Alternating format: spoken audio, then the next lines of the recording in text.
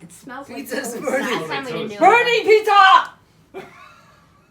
Are we ready? Okay. Will you take a step to your right? I'm gonna Yeah. My right. This is great. And then I'm gonna get you closer. Last time you did so great, but I'm gonna get you tighter this time. Okay. You feel good? You okay? I want to make sure like I wear same clothes. Yeah? Yeah. Okay. It was good last time. I like this like more dramatic lighting too. Okay. Tick, tick, tick. We gotta just get closer, closer. Well, balance. I think this color is fine. Do I have my lipstick? Do you want to check? All right. This is a little dramatic lighting. But Okay, dramatic. I know. Dramatic is good. It is? We want a drama. Oh, those are light piece. You remembered. You I remembered. guess how Yang Gang people be having fun. That's that's truth. Will Okay. you tell me your name and spell it for me, please? Oh, okay. I'm Ching Juhl, spelled C-H-I-N-G. Ching. Juhl is J-U-H-L. What do you want to tell people about Andrew Yang, who haven't, if they hadn't never heard of him before? Like if you had to give your spiel or sell him in very, very quickly, what would you say about him? Elevator. Elevator pitch, yes. Andrew Yang is 44 years old, American born, with a Chinese parent from Taiwan, who is running for the Democratic presidential candidate.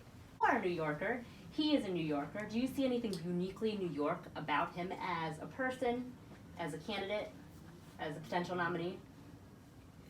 Well, New Yorkers are usually considered as open-minded, internationally trained.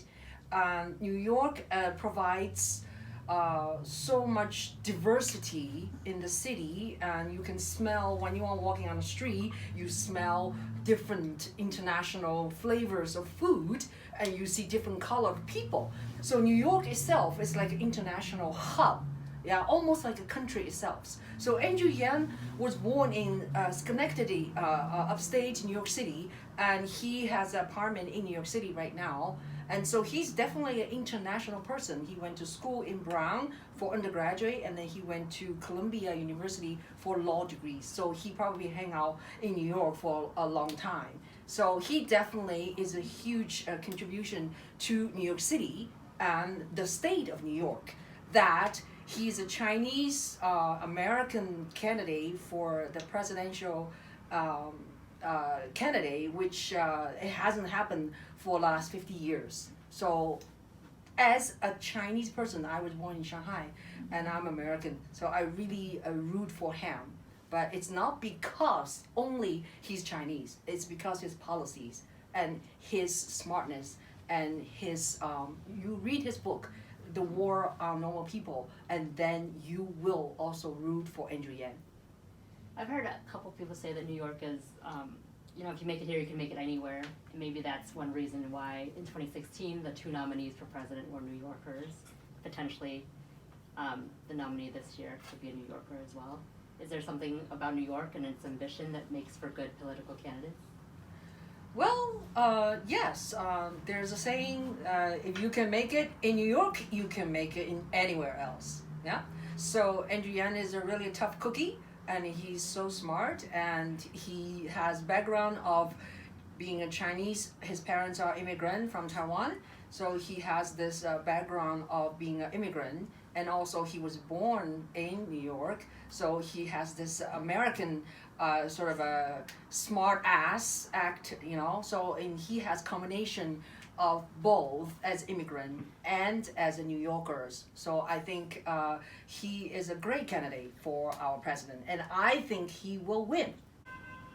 So him being the only colored person on stage, to me, is not the only thing. It's not that a big deal to me.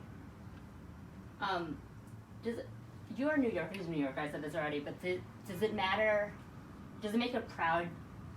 Are you proud that he's a New Yorker and he's going to be a New Yorker represented on stage? Yes, definitely. I'm very proud. Andrew Yang is a New Yorker, was born in New York, and I'm a New Yorker now. I've been living here for 20 years in New York. So definitely, I'm very proud, and I think he's going to do great, and he's going to make New Yorker proud of him, definitely. There's so many different color people, so many ethnicity. You have Chinatown, you have a Korean town, you have an Italian town, you have East Village, you have West Village, you have gay, you have lesbian, you have all kinds of people. You have black people in Harlem, which I live really close to it. So the city provides so many different diversity, and people are very open to other ethnicity, I think. Not like if someone lives in a certain area of, especially Midwest, like I went to school in Indiana, and where I don't see enough black people, Right. and where some cities as you cannot go into. Do you think that openness in the city helps him as Definitely, a candidate, or yeah, helps him as a I think human so. being? I think New York is always a liberal city, and there's no question about, Democrat will prevail in here. It is difficult, I think, at this stage for NY1 to win the nomination for the Democratic nomination. I think because there's a lot of people on the stage. Some people are more senior than him. He's not a political person. He doesn't have a huge follower compared to other politicians. So it is a difficult battle for him, I think, realistically, to win the nomination. But I think he will. New Yorkers are resilient. You Yes. have to be tough to make it in this city. Yeah. That doesn't give you more faith in him? I do. Yeah, I do. I have faith in him. And then in the other hand, if he does not win, I'm not gonna cry. Yeah? Because the whole movement is worthwhile. It makes me a different person now. I never followed politics like this crazy before. Yeah. Yeah. So I think being a New Yorker and being a supporter for NY1, who is a New Yorker, I think every minute of my fight is worthwhile. Excellent. Thank you. Is there anything you want to add that you haven't seen reflected in the press about him, about his fandom, about his supporters, about his candidacy? Well, I don't know. I think what sold me is his book, The War on Normal People. So people should read the book. If you're too lazy, if you don't want to read, you listen to YouTube. There's free things you can go on. Just type NY1 and The War on Normal People, and you can listen to the book. And once you finish that, you will be Yangan. Ching, thank you so very much. You're very welcome. Thank you. And thanks for letting me crash twice now. Thank you. My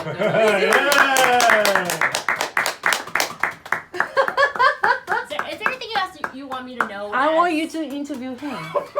You want to come up, Nick? Yeah. I could come up. Yeah? He's so vocal and he knows so much shit. She was talking about how dynamic you are. Well, there's the. I there told was the you! Light, there was a Yeah, light Frankie. that was there, Frankie, but. Francesca. the- Okay. Can you go to the bathroom? Alright, You let me- look at it. We'll see.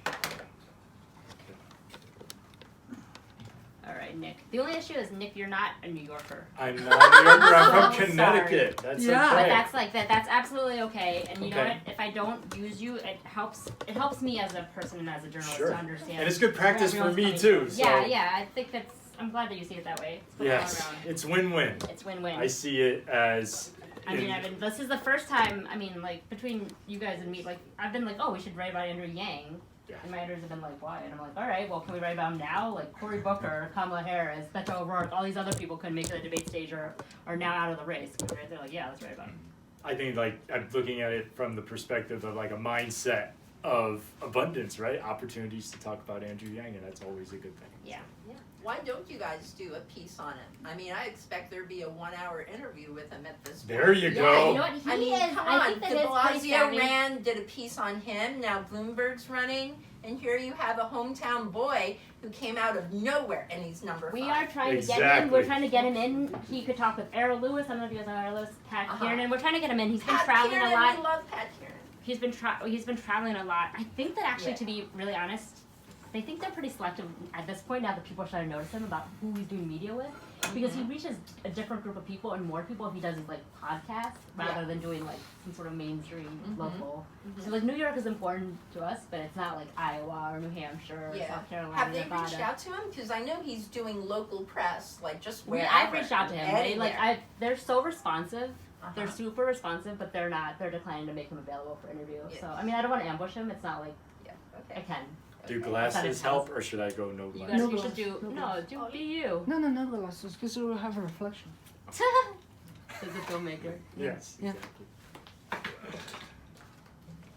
Alright, I'm really sorry about the spotlight, guys. All good. So but- look at you because you're interviewing. Yeah. So I'll remember